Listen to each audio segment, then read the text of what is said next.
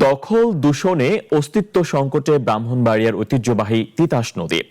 নদীকে দখল দূষণ মুক্ত করার উদ্যোগ নিয়েছে জেলা প্রশাসন ও ব্রাহ্মণবাড়িয়া পৌরসভা। সোমবার নদীর শিমরাইলকান্দি থেকে মেড্ডা পর্যন্ত অংশ পরিদর্শন করেছেন জেলা প্রশাসক শামিন আক্তার জাহান। নদী পরিদর্শন শেষে তিনি বলেন, নদীর সীমানা নির্ধারণ করে দুই পাশে ময়লার স্তূপ পরিষ্কার করা হবে। পরবর্তীতে অবৈধ দখলদারদের উচ্ছেদে অভিযান চালানো হবে বলেও জানিয়েছেন তিনি। পৌরসভার প্রশাসক শরীফুল ইসলাম সহ অন্যান্য প্রশাসনিক কর্মকর্তারা এই সময় উপস্থিত ছিলেন।